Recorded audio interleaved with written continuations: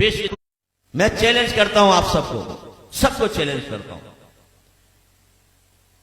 चंद एक होंगे जो पास हो जाएंगे, वरना किसी अच्छे कारी साहब को जाके अपनी नमाज सुना दो जरा की दफा। आप कहते हैं ना हम नमाजी, हमें आता है सब कुछ, एक दफा सुनाए किसी कारी साहब, अच्छे कारी साहब। सैकड़ों तो आपकी तलफ्फुज की गलतियां होंगी, तजवीद पढ़ी नहीं होती हमने, नमाज में उल्टा सीधा पढ़ रहे होते। रब्बी जालनी, ओ भाई रब्बी जालनी है, जालनी कहां से आ गया? जीम पे तो फतह है ही नहीं, आपने जीम साकिन है। रब्बी जालनी, सुब्हानक अल्लाहुम्मा, कल्ला नहीं है, सुब्हानक अल्लाहुम्मा, थोड़ा उठाना होता है ताकि अलिफ मद्दा पूरा बने। खड़ा ज़बर है, अलिफ मद्दा के बराबर खींचना है इसको, दो हरकत के बराबर। सुब्हानक अल्लाहुम्मा वत्तबारक अस्मुका, वत्तबारक, ओ भाई वत्ता नहीं है, वत्तबारक अस्मुका। अत्तहियातु, ओ भाई अत्तहियातु नहीं है, अत्तहियातु है। सुभान रब्बिल आला, सुभान रब्बिल अजीम, ना भाई ये नहीं है, सुभान रब्बी यल अजीम, सुभान रब्बी यल आला, ये है।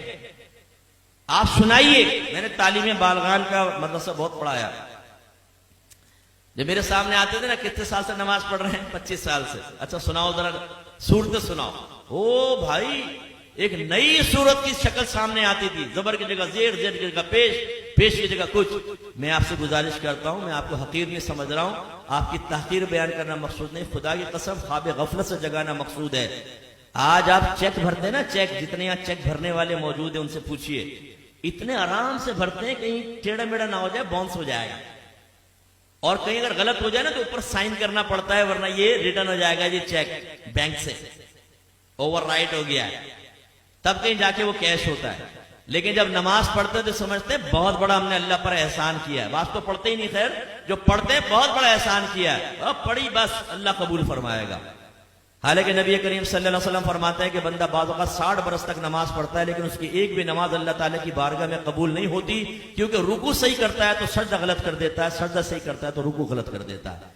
एक रिवायत में फरमाया, बाज नमाजी ऐसे हैं कि मस्जिद के दरवाजे से बाहर नहीं निकलने पाते कि उनकी नमाज पुराने कपड़े की तरह लपेट के उसके मुंह पे मार दी जाती है।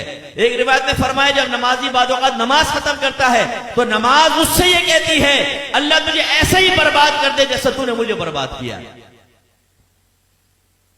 उसमें वो खास तौर पे सुपरमैन नौजवान यहां बैठे हुए ना, जब नमाज पढ़ने खड़े होते हैं, रुकू सजदा, एकदम सीधे खड़े हो गए, रुकू सजदा, अभी हमारी अल्हम्द आदि भी नहीं होती, 2 रकातें खत्म कर लेता, और जब ये सलाम फेरा कल्टी बाहर।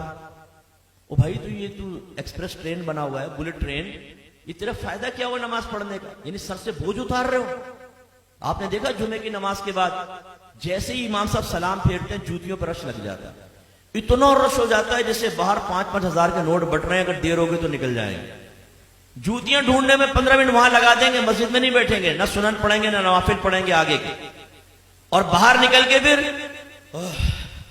दूसरे कहते हैं, हाँ क्या करना, चल ढाबे में चाय पीते। अभी तुम इसलिए बाहर निकल कर आए थे। ये भी जिम्नन बात आ गई तो मैं आपको अर्ज कर दूं, गौर से करें, गौर से देखें, और अपने बारे में मैं भी सोचता हूं, आप भी सोचें। नबी करीम सल्लल्लाहु अलैहि वसल्लम फरमाते हैं कि मस्जिद की और मोमिन की मिसाल ऐसी है जैसे मछली और दरिया, कि अगर मछली को दरिया से बाहर निकालें तो वो उस वक्त तक चैन से नहीं बैठती जब तक दोबारा दरिया में ना आ जाए। और मुनाफिक की और मस्जिद की मिसाल ऐसी है जैसे परिंदा और पिंजरा, कि अगर परिंदे को पिंजरे में बंद कर दें तो फड़फड़ाता रहता है कि दरवाजा खुले और मैं उड़ जाऊं, और जैसे खोलते हैं उड़ जाता है। अपने बारे में हम सबको गौर करना चाहिए, हम में मोमिनाना सिफत है या मुनाफिकाना सिफत है। इमाम साहब सलाम फेरते हैं, दुआ भी नहीं मांगते, ये बस इमाम साहब ने सलाम फेरा फौरन उठ के बाहर, जूती लेके बाहर। करना क्या है? दोस्तों के साथ बैठ के गंदी लड़कियों की बातें करनी।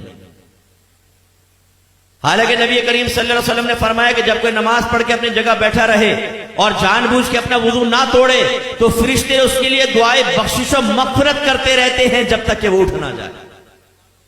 इसलिए आले सुन्नत का जो है ना कि नमाज के बाद दुआ, इसमें बड़ी हिकमत है।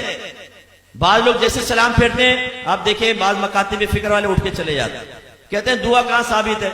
ओ भाई, जब नबी करीम ने दुआ की तलकीन फरमा दी तो बस ये जिस टाइम भी आप दुआ मांगेंगे उसी हुक्म हदीस पर या हुक्म रसूल पर अमल की सूरत बनेगी।